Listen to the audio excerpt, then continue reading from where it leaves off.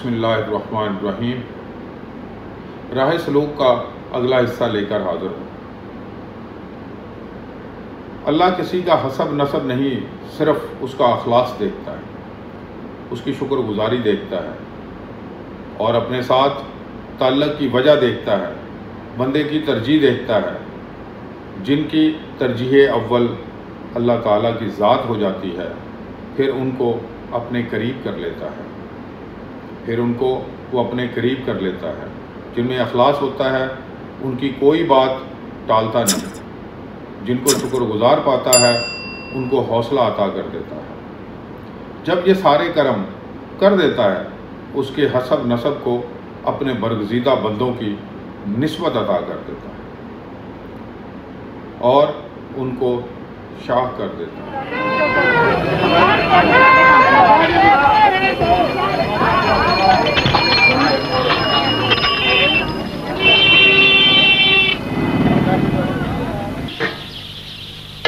السلام علیکم۔ وعلیکم السلام۔ ادھر موڑے پر بیٹھو مولوی جی، مچھی پر بیٹھو۔ غلام دینا موڑا کر دے مولوی جی کو۔ نہیں بی بی، میں اس وقت نہیں بیٹھوں گا، پھر کبھی حاضر ہو جاؤں گا۔ اس وقت تو میں باب غلام دین کو واپس کرنے آیا ہوں۔ باب غلام دین کو واپس کرنے آئے مولوی جی؟ ہاں بی بی، کچھ میرا علم چلا نہیں بابے پر۔ کیوں غلام دینا، کوئی زور نہیں چلے؟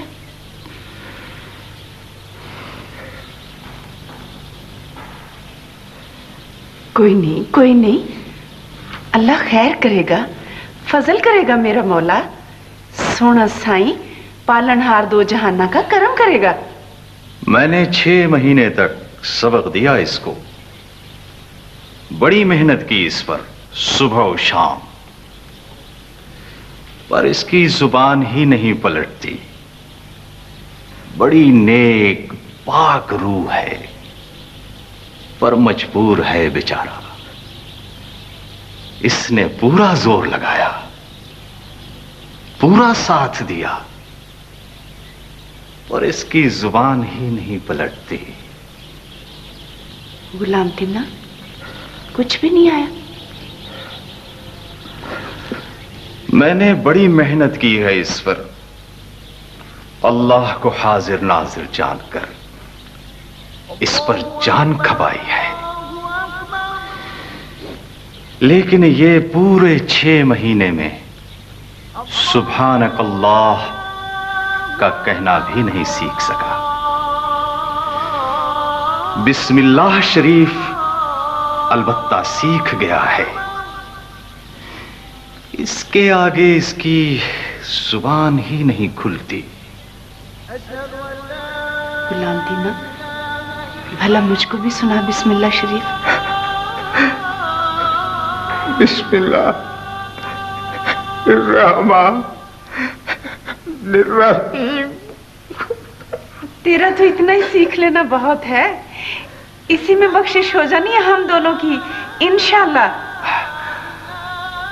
اچھا بابا، مجھے اجازت ہے؟ مہربانی، بہت مہربانی۔ اللہ آپ کا بھلا کرے، اللہ آپ کو برکت دے، رتبے اونچے کرے۔ اچھا بی بی، السلام علیکم۔ وعلیکم السلام جی، اللہ آپ کو خوش رکھے، بھاگ لگائے، نبی پاک کا دیدار نصیب کرے اللہ آپ کو۔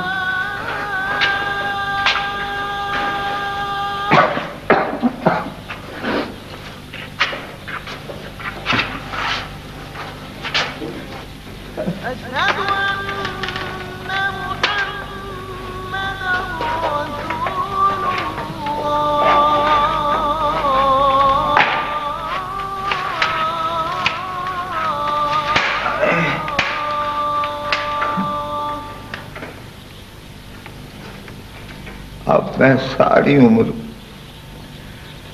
بسم اللہ پڑھتا ہوا ہی نماز گزارتا رہوں گا تارے۔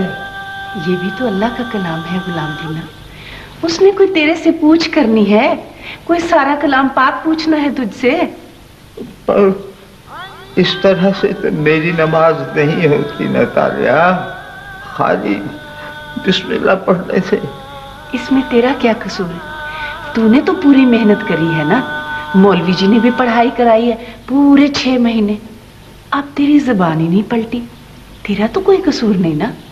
अच्छा ठीक। शुक्रगुजारी का रास्ता भी कुर्बे इलाही की तरफ जाता है। राह सलूक का मुसाफिर इसी सवाल जवाब में वो अपने रास्ते के कांटे भी दूर करता रहता है। मैं नमाज पढ़ने जा रहा हूँ, फिर आऊंगा तो फिर चाय पीऊंगा। बिस्मिल्लाह बिस्मिल्लाह, जो तेरा जी करे, जो तेरी रूह में आए, जैसा तू चाहे, जो तू करे।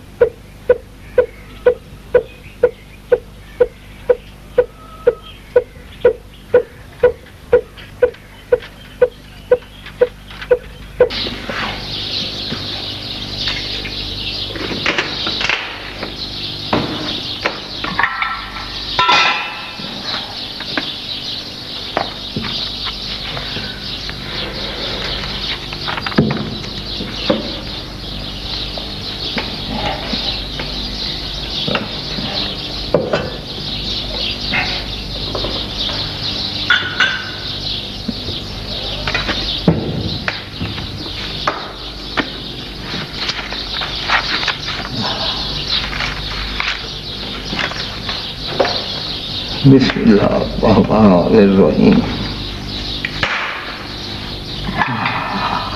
मेरे मालिक का हुक्म है, ये भी हक सच है, हक सच।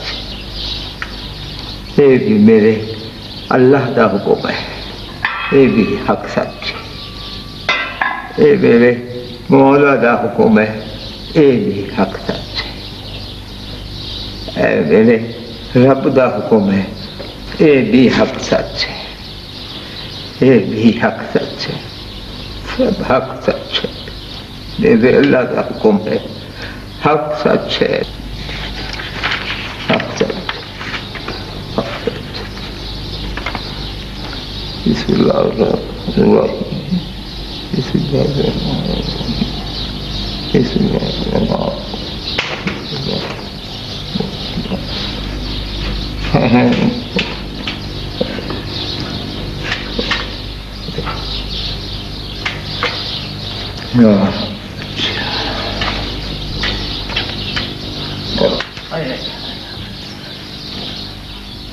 बिस्मिल्लाह।